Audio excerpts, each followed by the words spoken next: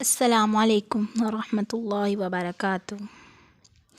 ربنا تقبل منا انک انت السمیع العلیم وتب علینا انک انت التواب الرحیم۔ الحمد للہ وکفی وسلام علی عباد الذی اصطفیٰ، نحمدہ نصلی علی رسولہ الکریم، اما بعد فاعوذ باللہ من الشیطان الرجیم، بسم اللہ الرحمن الرحیم۔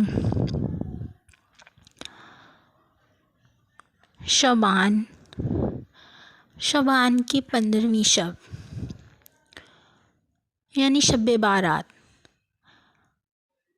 15 شعبان کی اس رات کے مختلف نام علماء کرام نے رکھے ہیں۔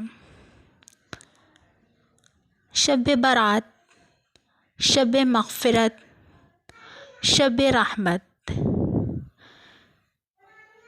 شب برکت۔ حدیث میں اس کا کوئی نام نہیں رکھا گیا۔ حدیث میں لیلۃ النصف من شعبان کہا گیا ہے، یعنی آدھے شعبان والی رات، کیونکہ اس رات میں مغفرت ہوتی ہے، اس لیے اس کو شب مغفرت کا نام دیا گیا۔ اس میں جہنم سے خلاصی ملتی ہے تو اس کا نام شب بارات رکھا گیا۔ اس میں برکتوں کا نزول ہوتا ہے تو اس لیے اس کا نام شب برکت رکھا گیا۔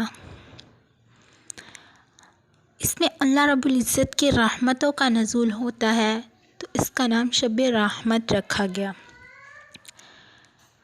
لیکن لیلۃ النصف من شعبان اس کا نام حدیث میں آتا ہے۔ اس رات کی فضیلت 10 صحابہ اکرام نے بیان کی ہے، جن میں حضرت ابوبکر صدیق رضی اللہ تعالی عنہ اور حضرت عائشہ صدیقہ رضی اللہ تعالی عنہ ہیں۔ حضرت عائشہ فرماتی ہیں، 15 شعبان کی رات میری آنکھ کھلی تو میں نے دیکھا بستر پر رسول اللہ صلی اللہ علیہ وآلہ وسلم نہیں تھے، تو میں ڈھونڈنے نکلی تو آپ صلی اللہ علیہ وآلہ وسلم جنت البقیع میں تھے۔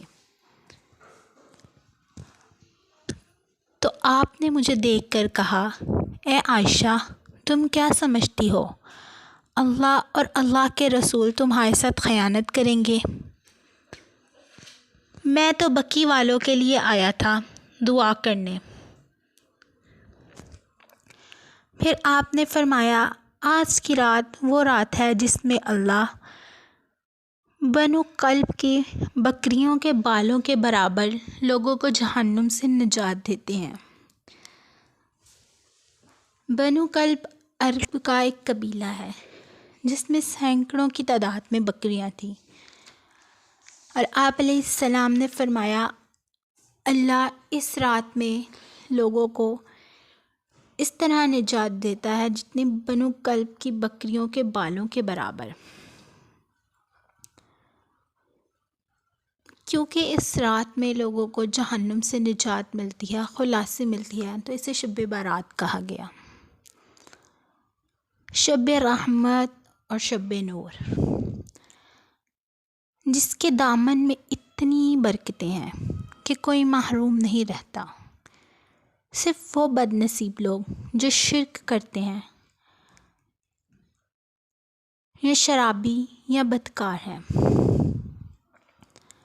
وہ اللہ رب العزت کی رحمتوں اور برکتوں کے نزول سے محروم رہتے ہیں۔ ان کے سوا تمام لوگ اللہ رب العزت کی رحمت اور برکتوں کا نزول ان پر نازل ہوتا ہے۔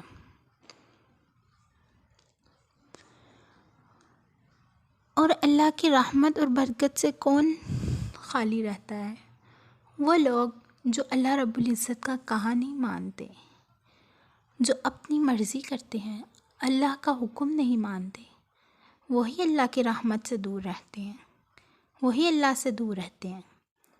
ایسے دنیا میں ہوتا ہے، ہم یہیں پہ کسی آفس یا کسی اسکول یونیورسٹی کالج میں پڑھتے ہیں تو ہمارا استاد یا کوئی بڑا ہمیں کوئی کام دیتا ہے گھر میں ہی، تو ہم اس کا فوراً حکم مانتے ہیں، اس کا کام کرتے ہیں، تو ہم اس کے قریب ہوتے ہیں۔ گھر میں ہی لگا لیجئے کہ امی بچوں کو جو کام کہتی ہے اور ان میں سے کوئی ایک بچہ جو ہر کام کرتا ہے، ہر حکم مانتا ہے، وہ سب سے قریب ہو جاتا ہے۔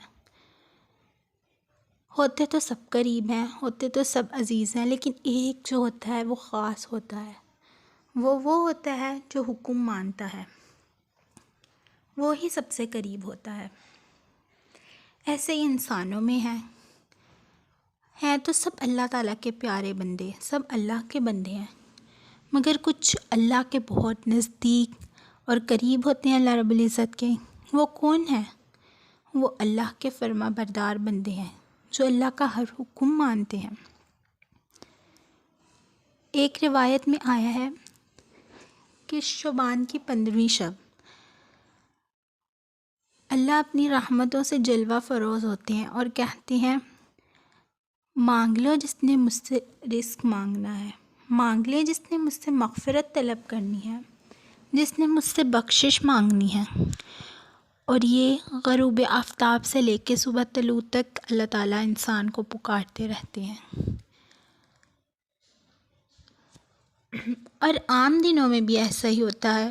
رات کو جس وقت ہم سو رہے ہوتے ہیں تو اللہ تعالیٰ ہمیں پکارے ہوتے ہیں کہ مانگ لو جس نے مجھ سے جو مانگنا ہے، میں اسے دوں گا۔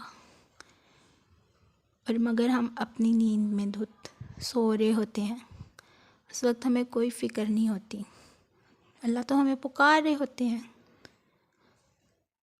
ایک اور جگہ رسول اللہ صلی اللہ علیہ وسلم نے ارشاد فرمایا کہ ایک شخص صبح سے لے کر ظہر تک کام کرتا ہے، اس کو 1 ریال ملتا ہے۔ دوسرا شخص ظہر سے لے کے عصر تک کام کرتا ہے، اس کو بھی 1 ہی ملتا ہے۔ تیسرا شخص عصر سے لے کر مغرب تک کرتا ہے، اس کو 2 ملتے ہیں۔ تو آپ نے فرمایا جو پہلا شخص ہے وہ یہود ہے، دوسرا انصارہ اور تیسرا امت مسلمہ، کہ اللہ تعالیٰ نے اس کو اپنے قریب آنے کا اتنا موقع دیا۔ تھوڑا سا بے شک ہمیں عبادت تھوڑی کرنی ہے، لیکن ہمیں اس کا ثواب زیادہ ملتا ہے۔ ہم نے 5 وقت کی نماز پڑھنی ہے، لیکن اس نے ہمارے لیے اجر رکھا ہے، مگر ہم اپنی نماز کو بھی نہیں ادا کرتے۔ ہم اگر اپنی نماز ادا کرتے بھی ہیں تو ہم کوئی غلط کام چھوڑ کر نماز ادا کرنے جاتے ہیں، اور پھر ہم کہتے ہیں ہم دوبارہ وہی کام کریں گے۔ مثال کے طور پر کوئی انسان موبائل ہی یوز کر رہا ہوتا ہے، تو اذان ہوتی ہے تو موبائل چھوڑ کر جاتا ہے نماز پڑھنے، اور پھر اس کے دل میں کیا ہوتا ہے، میں نے دوبارہ آ کے موبائل یوز کرنا ہے، دوبارہ آ کے وہ استعمال کرنا ہے۔ تو اللہ معاف فرماتے ہیں، معاف کرتے ہیں اس انسان کو جو سچے دل سے توبہ کرتا ہے، اللہ تعالیٰ سے سچے دل سے توبہ کر رہا ہو، جس کی زبان پر بھی توبہ ہو اور دل میں بھی۔ مگر آج کل ہماری زبان پر تو توبہ ہوتی ہے، مگر ہمارے دل میں توبہ نہیں ہوتی، تو یہ تو ہم مذاق کر رہے ہوتے ہیں اللہ سے۔ ایک قسم کا مذاق ہو گیا، ہم زبان سے کہتے ہیں اور پھر اسی وقت دوبارہ پھر ہم وہی کام کرتے ہیں۔ تو اللہ سچے دل سے توبہ کرنے والوں کو معاف فرماتے ہیں۔ حضرت عمر رضی اللہ تعالیٰ عنہ کے دور میں حضرت عمر بہت ہی سخت تھے، اور وہ بالکل کوئی خلاف نہیں کام کرنے دیتے تھے اسلام کے، تو لوگ ان سے بہت ڈرتے تھے۔ تو حضرت عمر رضی اللہ تعالیٰ عنہ کے دور میں ایک آدمی گزر رہا تھا، اس نے حضرت عمر رضی اللہ تعالیٰ عنہ کو دیکھ لیا، وہ شرابی تھا، اس کے ہاتھ میں شراب کی بوتل تھی، تو وہ ان کو دیکھ کے ڈر گیا۔ ان کے پاس ہاتھ میں کوڑا موجود تھا، تو وہ اتنا ڈر گیا کہ اس نے بوتل کو چھپا لیا۔ حضرت عمر نے پوچھا یہ کیا ہے؟ اس نے دل میں اللہ سے کہا اے اللہ، میں دل سے توبہ کرتا ہوں، میں سب گناہ چھوڑ دوں گا، بس آج مجھے عمر کے قہر سے بچا لے۔ تو اس نے حضرت عمر سے کہا کہ یہ تو میں نے سرکہ ہے بوتل میں. تو انہوں نے کہا دکھاؤ. جب انہوں نے سونگھا اور دیکھا تو وہ سرکہ تھا. تو اللہ نے اس کو شراب کو سرکے میں کیوں بدلا؟ کیونکہ اس انسان نے سچے دل سے توبہ کی تھی. اور جو اللہ رب العزت سے سچے دل سے توبہ کرتا ہے اللہ اس کی توبہ قبول فرماتے ہیں. اور جو اوپر ہی اوپر سے کہہ رہا ہوتا ہے تو اس کی توبہ قبول نہیں ہوتی، بلکہ اس کے لیے مشکلات بنتی ہیں. ہمارے لیے اکثر مشکلات ہمارے گھروں میں آ رہی ہوتی ہیں. ہم تو کہتے ہیں ہم نماز بھی پڑھتے ہیں، ہم یہ بھی کرتے ہیں، ہم وہ بھی کرتے ہیں، مگر ہم غور نہیں کرتے کہ ہم کیسے نماز پڑھتے ہیں، ہم اپنا عمل کیسے کرتے ہیں. ہم جن کو نیک عمل کہہ رہے ہیں ہمارے لیے نیک عمل ہے، یا پھر ہم وہ نیک عمل بھی ہمارے ضائع ہو رہے ہیں جیسے ہم وہ کرتے ہیں.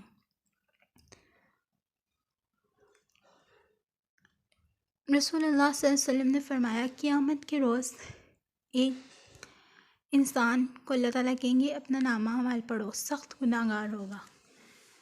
وہ اپنا نامہ اعمال پڑھے گا تو وہ دل کے اندر اللہ سے شرمندہ ہوگا. اللہ کے سامنے اپنے بڑے گناہ نہیں پڑھے گا، اپنے چھوٹے گناہ پڑھ کر وہ نامہ اعمال بند کر دے گا اور کہے گا اللہ میرے اعمال تھے یہ.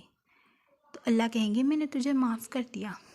تو وہ حیران ہو جائے گا، کہے گا اللہ میرے تو یہ چھوٹے سے گناہ تھے، آپ نے مجھے کیسے معاف کر دیا؟ اللہ کہیں گے میں تجھے نیکیوں میں بدل دیا تیرے گناہوں کو. تو وہ انسان کہے گا یہ کیسے اللہ، میں نے تو اتنے گناہ کیے تھے. اللہ کہتے ہیں میں تیرے دل کا حال بھی جانتا ہوں، کیونکہ اللہ ہر انسان کے دل کا حال جانتے ہیں. تو آپ صلی اللہ علیہ وسلم یہ بات کرتے ہوئے مسکرانے لگے اور آپ نے فرمایا ایسے ہی جب انسان اللہ سے دل سے توبہ کرتا ہے نا، اس کے دل میں ندامت ہوتی ہے تو اللہ اسے معاف کر دیتے ہیں اور اس کے گناہوں کو نیکیوں میں بدل دیتے ہیں. ایسے ہی آپ نے ایک شخص کی مثال دی کہ ایک شخص اپنے اونٹ کے ساتھ ریگستان میں جا رہا تھا. تو وہ شخص تھک گیا اور ایک درخت کے نیچے بیٹھ گیا اور سو گیا. جب اس کی آنکھ کھلی تو اس نے دیکھا اس کا اونٹ وہاں نہ تھا. تو وہ پریشان ہو گیا اور اس کو ڈھونڈنے لگا اور اس کے پیروں کے نشان تلاش کرنے لگا. کئی دور دیکھتا رہا مگر اس کو وہ نظر نہ آیا، اور نہ اس کے پاس کوئی کھانے کی چیز نہ پینے کی چیز. اور صحرا میں تو ویسے ہی بہت گرمی ہوتی ہے اور دور دور تک بہت کم میلوں دور جا کر وہاں پر رہائش اور رہنے کی جگہ ہوتی ہے. جن لوگوں نے صحرا دیکھے ہیں ان کو پتہ ہے صحرا کیسے ہوتے ہیں. تو اس انسان کے پاس اب موت کا انتظار کرنے کے علاوہ کچھ نہ بچا، تو وہ اپنی موت کا انتظار کرنے لگا. تو انتظار کرتے کرتے اس کی پھر آنکھ لگ گئی اور وہ شخص سو گیا. تو جب وہ شخص جاگا تو اس کا اونٹ اس کے پاس موجود تھا. تو وہ اتنا خوش ہوا کہ خوشی کے مارے اس نے اپنے منہ سے یہ الفاظ نکالے کہ اے اللہ تو میرا بندہ اور میں تیرا رب. جبکہ اس نے کہنا تھا اے اللہ میں تیرا بندہ اور تو میرا رب. وہ کہتے ہیں نا جب بھی تیری قربت کا مکان نظر آئے ہم اتنے خوش تھے مگر پریشان نظر آئے. تو وہ اپنی خوشی کے اندر اس نے غور ہی نہیں کیا کہ میں نے کیا الفاظ بولے. اتنا زیادہ خوش ہوا کہ اس صحرا میں جس وقت وہ موت کا انتظار کر رہا تھا اس کے لیے اور کچھ نہ تھا، تو اس کا اونٹ اس کے پاس واپس آ گیا، اس کو سب کچھ مل گیا. کسی کے آنے سے ساقی خوشی اتنی ہوئی کہ سیخ پر ڈالی شراب اور بوتل میں ڈالا کباب، کہ وہ اتنا خوش ہوا کہ اس نے اپنے الفاظ ہی اسے پتہ نہ چلا کہ میں نے کیا الفاظ بولے. تو آپ صلی اللہ علیہ وسلم نے صحابہ سے فرمایا ایسے ہی جب کوئی بندہ اللہ سے معافی مانگتا ہے تو اللہ اس سے بھی زیادہ خوش ہوتے ہیں اپنے بندے کی معافی مانگنے پر. جتنا وہ انسان اپنا صحرا میں اونٹ ملنے پر خوش ہوا، اللہ رب العزت اس سے بھی زیادہ خوش ہوتے ہیں اپنے بندے کی معافی مانگنے پر۔ محمود غزنوی بہت مشہور بادشاہ گزرا ہے، اکثر سٹوریز میں اس کا ذکر ہوتا ہے، کہانیوں میں ہم نے کافی اس کے بارے میں پڑھا ہے، سب عام سا نام، بہت مشہور بادشاہ کا نام ہے۔ تو اس کا ایک نوکر تھا ایاز، بڑا اس کا فرما بردار اور ہر حکم ماننے والا۔ تو اس کے جو ارد گرد کے لوگ تھے وہ اس سے جیلس ہوتے تھے، حسد کرنے لگے۔ جیسے آپ گھر میں ایسا ہوتا ہے کہ کوئی بندہ خاص ہوتا ہے کسی گھر کے بڑے کا، تو وہ اس کا بہت خیال رکھتے ہیں اور بہت زیادہ اس کا وہ کرتے ہیں، تو باقیوں کو ہونے لگتا ہے کہ اسی کا کیوں کرتے ہیں۔ ایسے اسکول میں ہوتا ہے، کالج یونیورسٹی کلاس میں ہوتا ہے کہ کوئی فیلو ہوتا ہے جو ٹیچر کا بہت ہی کہنا مان رہا ہوتا ہے، اور باقی فیلوز جو ہوتے ہیں ان کو حسد ہو رہی ہوتی ہے کہ بھی ٹیچر اس کا کیوں اتنا کر رہا ہے، میرا کیوں نہیں کر رہا، ہم بھی اس طرح ہی ہیں۔ تو اس طرح ہی وہ بادشاہ کا نوکر تھا اور باقیوں کو اس سے جیلسی ہونے لگی، حسد ہونے لگی۔ تو بادشاہ نے جب غور کیا تو اس نے ایک دن تمام نوکروں کو اور وزیروں کو اکٹھا کیا اور اپنے گلے میں پہنی ہوئی ایک مالا کو توڑا اور توڑ کر اپنے حوض میں پھینک دیا۔ حوض کافی گہرا تھا اور اس نے باری باری سب کو بلا کر کہا کہ تم اس میں سے موتی نکال کے لاؤ، اور تمہارا بدن بھی نہیں بھیگنا چاہیے اور کپڑے بھی نہیں۔ تو وہ سب کہتے ایسا تو نہیں ہو سکتا کہ ہم حوض میں جائیں اور ہمارا بدن اور کپڑے نہ گیلے ہوں۔ تو آخر میں ایاز کی باری آئی، تو اس نے بنا سوچے سمجھے حوض میں چھلانگ لگائی اور موتی نکال کے بادشاہ کے سامنے لے آیا، اور بادشاہ کافی غصہ ہوا اور غصے سے کہا، میں نے تمہیں کیا کہا تھا، بدن اور کپڑے گیلے نہیں ہونے چاہیے، مگر تم موتی تو لے کر آئے ہو، تمہارے بدن اور کپڑے گیلے ہیں۔ تو وہ کہنے لگا، بادشاہ سلامت، آپ نے 2 حکم دیے تھے، ایک آپ کا حکم تھا کہ میں موتی نکال کر لاؤں، اور دوسرا حکم تھا کہ میرے بدن اور کپڑے نہ گیلے ہوں۔ تو میں نے آپ کا ایک حکم مانا، دوسرے کے لیے مجھے معاف کر دیجیے۔ بادشاہ خوش ہوا کہ اس نے میرا ایک تو حکم مانا اور بادشاہ نے اسے معاف کر دیا۔ تو ایسے ہی اللہ رب العزت ہے، وہ تو رحیم ہے، رحمان ہے۔ تو اللہ نے ہمیں حکم دیے ہیں کچھ، ہم نے ان کو ماننا ہے۔ اگر ہم سے کبھی کوئی غلطی ہو جائے، کوئی حکم میں نہ مانیں، تو ہم اللہ سے معافی مانگیں، توبہ کریں، تو اللہ ہمیں معاف کرتے ہیں۔ انسان تو ہے ہی خطاؤں کا پتلا، انسان ہوا، مٹی، پانی سے بنا ہے اور وہ خطا کرتا ہی کرتا ہے۔ اس کو خطاؤں کا پتلا کہا گیا، غلطی تو ہوتی ہے، مگر اگر وہ اللہ رب العزت سے معافی مانگے تو اللہ رب العزت اس کو معاف فرماتے ہیں۔ انسان کے 2 دشمن ہیں، ایک تو شیطان ہے، دوسرا انسان کا نفس ہے۔ جو شیطان ہے، علماء کرام کہتے ہیں وہ انسان کا باہری دشمن ہے، جو نفس ہے وہ انسان کا اندرونی دشمن ہے۔ اب ہم عام روٹین میں ہی لگا لیں، گھر میں بہت سارے لوگ رہتے ہیں، کسی جگہ پہ لگا لیں، آپ کے فیلوز ہوتے ہیں آفس وغیرہ میں یا کسی اسکول وغیرہ میں، تو وہ بیچ میں آپس کے لوگ بھی دشمن ہوتے ہیں اور کچھ باہر کے بھی دشمن ہوتے ہیں۔ اب جو ہمارے ساتھ رہتا ہوتا ہے اس کی ہمیں سب باتیں پتہ ہوتی ہیں، اس کو ہماری پتہ ہوتی ہیں، ہمیں ایک دوسرے کی کمزوری پتہ ہوتی ہے اور ایک دوسرے کی طاقت بھی پتہ ہوتی ہے۔ اب جو کوئی باہر کا ہمارا دشمن ہوتا ہے، ہمیں نہیں پتہ ہوتا کہ اس کی کمزوری کیا ہے، اور ہم اس سے اپنے آپ کو پروٹیکٹ کرنے کی کوشش تو کرتے ہیں، لیکن ہم پروٹیکٹ ہو جاتے ہیں کوشش کرنے کے بعد۔ مگر جو اندرونی دشمن ہوتا ہے، ہم اس سے آسانی سے اپنے آپ کو پروٹیکٹ کر سکتے ہیں، ہم اسے روک سکتے ہیں کیونکہ ہمیں اس کی کمزوری پتہ ہوتی ہے۔ اس طرح ہی نفس ہمارا اندرونی دشمن ہے اور ہمیں پتہ ہوتا ہے، ہمارے نفس کی کیا کمزوری ہے، اور اسے پتہ ہوتا ہے ہماری کیا کمزوری ہے، وہ ہمیں ہماری کمزوری پر لا کر ہم سے گناہ کراتا ہے۔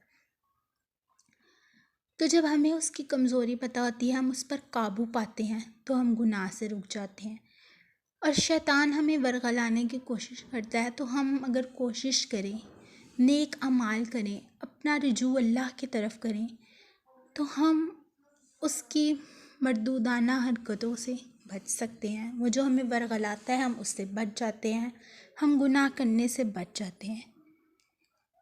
مگر نفس ہمارا اندرونی دشمن ہے، وہ ہمیں ورغلاتا ہے ہماری کمزوری کے ذریعے، اور ہم اس پر قابو پا سکتے ہیں اس کی کمزوری کے ذریعے۔ وہ کمزوری کیا ہے اس کی؟ کہ ہم اپنا رجوع ہر وقت اللہ کی طرف رکھیں، ہم نہ برا دیکھیں نہ برا سنیں، اگر کوئی برا کہہ بھی رہا ہے تو ہم خاموشی سے وہاں سے چلے جائیں، اس سے پہلے منع کریں، اگر وہ نہیں منع ہوتا تو خود خاموشی سے اس جگہ سے اٹھ کر چلے جائیں۔ ہم دن میں کتنا کچھ کرتے ہیں، ہم نے کبھی سوچا نہیں کہ ہم کیا کر رہے ہیں، ہمیں تو یہ بھی نہیں پتہ ہوتا ہم نے اگلے لمحے رہنا ہے یا نہیں، اور مگر ہم پورا دن کام کرتے ہیں اور ہم سو جاتے ہیں، ہمیں یہ نہیں پتہ ہم نے صبح اٹھنا ہے یا نہیں اٹھنا، اگر ہم اپنی زندگی میں لگے رہتے ہیں۔ ہم اللہ سے اپنے گناہوں کی معافی نہیں مانگتے، اور جو انسان اللہ سے معافی مانگتا ہے، اللہ تو اسی وقت معاف کرتے ہیں۔ بڑے سے بڑے گناہ گار کو بھی اللہ معاف کرنے والے ہیں۔ اللہ کہتے ہیں تم میرے پاس احد پہاڑ کے جتنے گناہ بھی لے کر آؤ تو میں تمہیں معاف کر دوں گا۔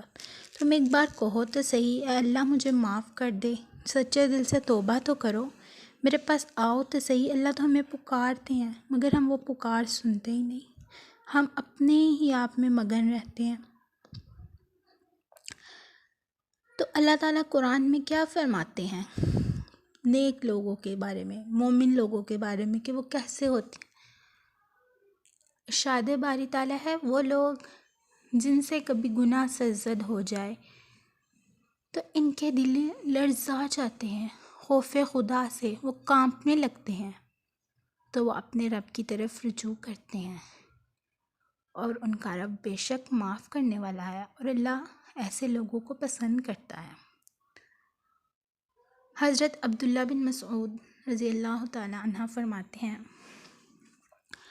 مومن کی یہ شان ہے، اگر اس سے کبھی گناہ ہو جائے تو وہ اسے محسوس ہوتا ہے، وہ اسے پہاڑ کی طرح لگتا ہے، جیسے اس پر کوئی پہاڑ گر جائے گا، اس کی کیفیت عجیب ہوتی ہے، اس کا دل لرزا جاتا ہے خوف خدا سے، اور وہ اللہ کی طرف رجوع کرتا ہے اور اللہ سے اپنے گناہوں کی توبہ کرتا ہے۔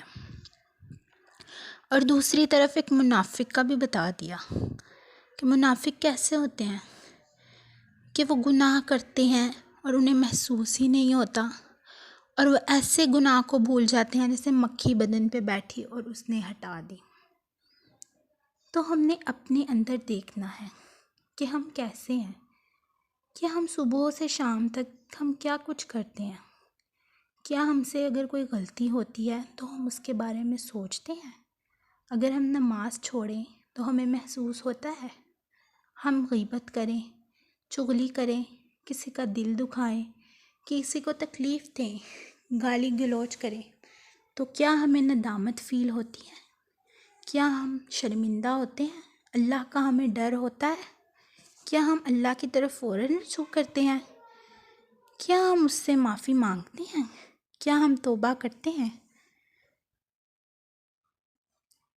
اگر نہیں کرتے تو ہمارے دل زنگ لگ چکا ہمارے دلوں میں، اور ہم اللہ کی رحمت سے دور ہو چکے، اور اگر ہمیں گناہ کرنے پر، کسی کا دل دکھانے پر، کچھ بھی کرنے پر کچھ محسوس ہو تھوڑا سا بھی، اور ہم اللہ کی طرف رجوع کریں، اس کے آگے جھک جائیں، تو مطلب ہم اللہ کی رحمت سے مایوس نہیں ہوئے، ہم ابھی بھی اللہ کی رحمت میں ہیں۔ اور جو ہم سے چھوٹے موٹے کبھی کبھار گناہ ہو جاتے ہیں تو ہم اللہ سے اس کی معافی مانگیں، تو ہم اللہ کے اور بھی قریب ہو سکتے ہیں۔ ایسے صحابہ سے بھی غلطیاں ہوتی تھیں۔ حضرت ابو لبابہ ان سے خطا ہوئی تو انہوں نے اپنے آپ کو ستون سے باندھ لیا مسجد نبوی کے، اور جب تک ان کی معافی نہ آئی تو انہوں نے کھولا نہیں۔ رسول اللہ صلی اللہ علیہ وسلم نے پھر خود ان کو اپنے ہاتھوں سے کھولا۔ اس طرح ہی ایک بار ایک عورت رسول اللہ صلی اللہ علیہ وسلم کے پاس آئی اور کہنے لگی، میرے سے بدکاری ہو گئی اور میں نہیں چاہتی کہ مجھے آخرت میں سزا ملے، مجھے دنیا میں ہی سزا دے دیں، اور میرے پیٹ میں بچہ ہے، مجھے ابھی دنیا میں سزا دیں، مجھے آخرت میں نہیں سزا چاہیے، میں اپنے گناہ پہ شرمندہ ہوں۔ تو رسول اللہ صلی اللہ علیہ وسلم نے فرمایا، جب یہ بچہ دنیا میں آئے اس وقت تم میرے پاس آنا۔ تو رسول اللہ صلی اللہ علیہ وسلم نے جبرائیل سے پوچھا کہ دوزخ میں کیسے سزا ہوتی ہے؟ تو جبرائیل نے فرمایا، جو سب سے کم درجے کی سزا ہوتی ہے وہ یہ سزا ہے کہ انسان کو آگ کے جوتے پہنائے جائیں گے، اور ان کی تپش اتنی ہوگی کہ انسان کا دماغ اس کے ناک اور کان کے ذریعے پگھل کر باہر آ جائے گا۔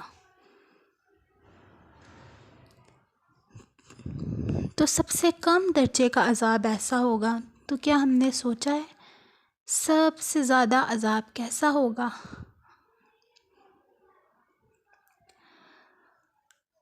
تو جو لوگ جنت میں ہوں گے ان کو ڈر ہوگا کہ ہمیں موت نہ آ جائے، اور جو دوزخ میں ہوں گے وہ کہیں گے کہ ہمیں موت آ جائے، تو ان کو موت نہیں آئے گی۔ پھر اللہ رب العزت ایک مینڈا لے کر آئیں گے اور اس کو ذبح کر دیں گے، جو موت ہوگی۔ تو جنت والے خوش ہو جائیں گے اور دوزخ والے مایوس ہو جائیں گے، کیونکہ ان کو موت چاہیے تھی اور دوسروں کو موت کی ضرورت نہ تھی۔ تو ایسے ہی جو ہم گناہ کرتے ہیں اور ان کی توبہ نہیں کرتے، اس کا ہمیں آخرت میں سزا اس کی ملے گی۔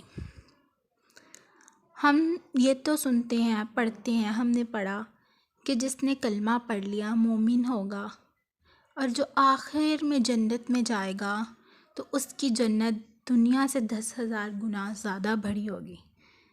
مگر ہم نے گناہوں کی معافی مانگیں گے تو پھر ایسا ہوگا نا، ورنہ ہمیں جو ہم گناہ کرتے ہیں اور اس کی معافی نہیں مانگتے تو اس کی تو ہمیں سزا ہوگی، اور ہم گناہ کر کے بھول جاتے ہیں، ہم کہیں گناہ کرتے ہیں اور ہمیں یاد بھی نہیں ہوتا۔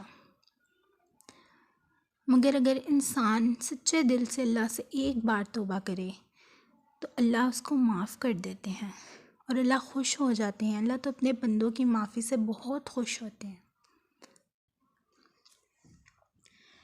پھر وہ عورت رسول اللہ صلی اللہ علیہ وآلہ وسلم کے پاس اس بچے کو لے کر آئی جب وہ دنیا میں آیا، گود میں اٹھائے۔ تو رسول اللہ صلی اللہ علیہ وآلہ وسلم نے کہا، جاؤ اسے دودھ پلاؤ، جب روٹی کھانے لگے تب میرے پاس آنا۔ پھر وہ عورت اس وقت آئی تو اس کے ہاتھ میں بچہ تھا اور وہ روٹی کھا رہا تھا۔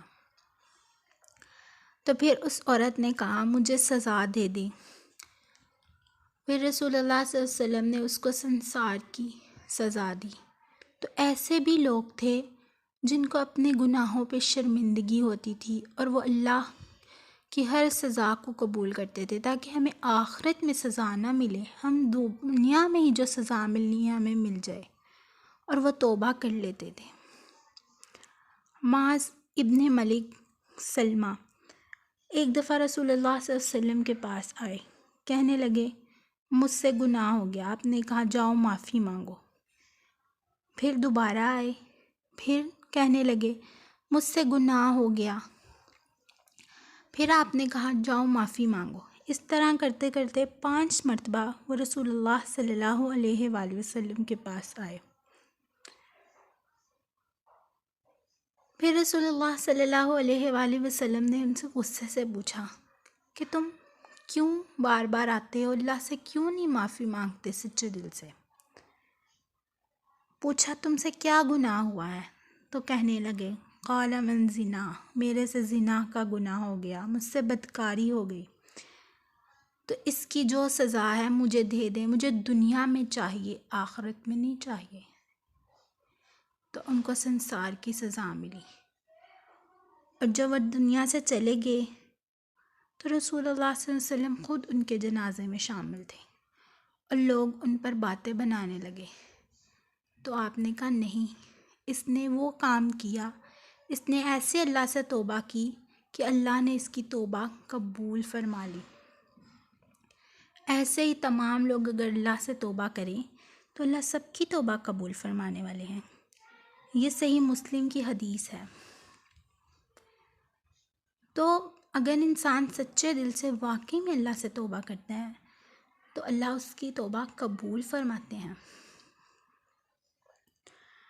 یہ نہیں کہ انسان زبان سے کہہ رہا ہو میری توبہ میں توبہ کرتا ہوں، اللہ مجھے معاف کر دے، اور دل سے وہ توبہ کر ہی نہیں رہا ہو۔ جیسے توبہ کی پھر توبہ کی، تو ایسی توبہ کا کیا فائدہ جو دل سے ہی نہ کی؟ توبہ کی پھر توبہ کی، توڑ دی، تو ایسی توبہ کا کیا فائدہ؟ تو اس لیے جو توبہ کرنی ہے وہ اللہ سے ایک مرتبہ کریں اور سچے دل سے کریں، اور اس وقت بس ہمارے دل میں یہ ہو کہ اے اللہ ہم نے توبہ کر لی، ہم دوبارہ گناہ نہیں کریں گے۔ اگر اس وقت رائی کے دانے کے برابر بھی ہمارے دل میں کہیں ہوگا کہ چلو اب تو ہم نے توبہ کر لی، چلو پھر صبح ہوگی پھر ہم وہی کام تھوڑا سا کر لیں گے، تو وہ ہماری توبہ قبول نہیں ہوئی، وہ ایک مذاق تھا۔ ہم اپنے آپ کو دھوکہ دے رہے، اللہ کو دھوکہ دے رہے، جبکہ اللہ تو ہمارے دلوں کے حال جانتے ہیں۔ تو اس لیے جب انسان اللہ سے توبہ کرے تو وہ سچے دل سے کرے، اس کے دل میں ہو کہ اے اللہ میں نے توبہ کی، میری توبہ قبول فرما، اور پھر کبھی اس سے وہ گناہ ہو جائے تو پھر دوبارہ اللہ سے توبہ کرے تو اللہ توبہ قبول فرمانے والے ہیں۔ اللہ رب العزت سے دعا ہے کہ اللہ ہم جب بھی توبہ کریں ہماری اس توبہ کو سچی توبہ بنا، اور ہمیں دوبارہ اس گناہ میں مبتلا نہ کر جس سے ہم توبہ کریں۔ وآخر الدعوانا والحمد للہ رب العالمین۔ اللہم صلی علی محمد وعلی آل محمد کما صلیت علی ابراہیم وعلی آل ابراہیم انک حمید مجید۔ اللہم بارک علی محمد وعلی آل محمد کما بارکت علی ابراہیم وعلی آل ابراہیم انک حمید مجید۔ ربنا آتنا فی الدنیا حسنۃ وفی الآخرۃ حسنۃ وقنا عذاب النار، وقنا عذاب القبر، وقنا عذاب الحشر، وقنا عذاب المیزان۔ ربنا ظلمنا انفسنا وان لم تغفر لنا وترحمنا لنکونن من الخاسرین۔ اے کریم اللہ، اے رحیم اللہ، اے مالک، ہم تیرے عاجز بندے ہیں، حقیقت میں نہایت گندے ہیں۔ اے اللہ ہمارے دلوں کے اندر کی گندگیوں کو دور فرما دے، ہمارے دلوں کی سختیوں کو دور فرما دے، ہمارے دلوں کی ظلمت کو دور فرما دے۔ اے اللہ ہمارے دلوں کو منور فرما دے، ہمارے دل کی دنیا کو آباد فرما دے۔ اے اللہ ہمارے گناہوں کو پاک فرما دے، ہمارے دلوں کو صاف فرما دے، ہمارے سینوں کو اپنی محبت سے لبریز فرما دے، اپنے عشق کی آتش میں ہمارے سینوں میں پیدا فرما دے، ہمارے انگ انگ سے اپنے ذکر کو جاری فرما دے۔ اے اللہ ہمارے روئی روئی سے اپنے ذکر کو جاری فرما دے، ہڈی بوٹی سے اپنی محبت کو پیدا فرما دے۔ میرے مولا ہماری جسمانی بیماریوں کو دور فرما دے، روحانی بیماریوں کو دور فرما دے، حلال طیبہ پاکیزہ رزق نصیب فرما دے، غیر کی محتاجی سے محفوظ فرما دے۔ آنے والے وقت کو گزرے وقت سے بہتر فرما، آنے والی زندگی کو گزاری ہوئی زندگی سے کفر بنا دے۔ میرے مولا، ہماری اس حاضری کو قبول فرما لے۔ اے اللہ، ہم آپ کے عاجز اور مسکین بندے ہیں، آپ کی خدمت میں حاضر ہیں۔ رب کریم اپنی رحمت کی نظر فرما دیجئے۔ اے اللہ رب العزت، ہماری نیک مرادوں کو پورا فرما دیجئے۔ اے اللہ، ہمیں نفس اور شیطان کے مکر و فریب سے امن عطا فرما دیجئے۔ اے میرے اللہ، ہمیں قیامت کے دن کی پریشانیوں سے امن عطا فرما دیجئے، جہنم کی آگ سے امن عطا فرما دیجئے۔ میرے مولا، مہربانی کا معاملہ فرمائیے۔ اللہ، ہم دھلنے کے لیے آئے ہیں، میلے دلوں کو لے کر آئے ہیں۔ اللہ، ایک رحمت کی نظر فرما دیجئے۔ بڑی امیدیں لے کر آئے ہیں، ہم بہت خطا کار ہیں، گناہ گار ہیں، اپنے گناہوں کے انبار اپنے سر پر لائے ہیں۔ اے مالک، ہم نادان ہیں، اللہ ہاتھ اٹھائے بیٹھے ہیں۔ اے اللہ، امید لے کر آئے ہیں۔ اے اللہ، کرم کر دیجئے، معاف کر دیجئے۔ آپ تو کریم ہیں، آپ تو رحیم ہیں۔ اللہ، ہمیں گناہوں کی ذلت سے محفوظ فرما دیجئے، ہمیں اطاعت کی عزت نصیب فرما دیجئے۔ رب کریم، ہماری ان دعاؤں کو اپنی رحمت سے قبول فرما لیجئے۔ جن دوست احباب نے دعا کے لیے کہا، ان سب کی دعاؤں کو بھی، ان کے دلوں کی تمام دعاؤں کو بھی قبول فرما لیجئے۔ میرے مالک، رحمت کی نظر فرما دیجئے، ہمیں بخش دیجئے۔ میرے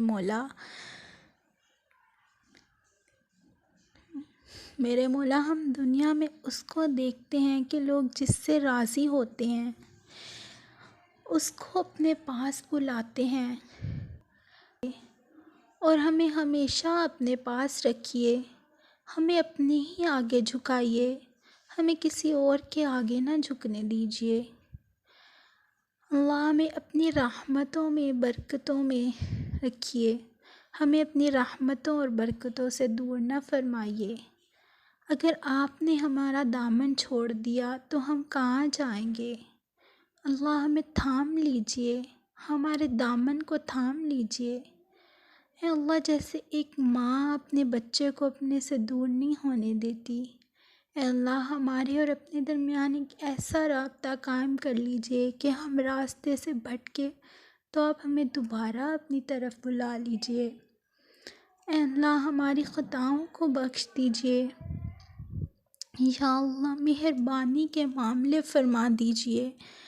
اے اللہ، ہمیں بھی اپنے قبول بندوں میں شامل فرما لیجئے، ہمیں بھی اپنے مقبول بندوں میں شامل فرما لیجئے۔ اے اللہ، ہماری ان دعاؤں کو اپنی رحمت سے قبول فرما لیجئے۔ رب کریم، ہم سے راضی ہو جائیے، بے کریم ہم سے راضی ہو جائیے، عافیت والے معاملے فرما دیجئے، ہمیں اپنے راہ میں رہنے کی توفیق عطا فرمائیے، ہمیں گناہوں سے بچا لیجئے، ہمیں نیک اور اچھے انسان بنا دیجئے، وہ انسان جو آپ کو پسند ہو، وہ انسان بنا دیجئے، آپ کا ہر حکم ماننے والا انسان بنا دیجئے۔ اے رب کریم، دنیا میں جہاں بھی کہیں جتنے بھی مسلمان پریشان حال ہیں، تمام مسلمانوں کی پریشانیاں دور فرما دیجئے۔ جتنے بھی لوگ جہاں بھی کہیں بیمار ہیں، ان کو شفائے کاملہ عاجلہ مستبرہ عطا فرما دیجیے۔ اے اللہ رب العزت، اے کریم اللہ، جو مانگا وہ بھی عطا فرمائے، جو مانگنا چاہیے تھا نہیں مانگ سکے وہ بھی عطا فرمائے، اور اپنی رحمت سے ہماری دعاؤں کو قبول فرما لیجیے۔ صلی اللہ تعالی علی خیر خلقہ محمد وعلی آلہ واصحابہ اجمعین برحمتک یا ارحم الراحمین۔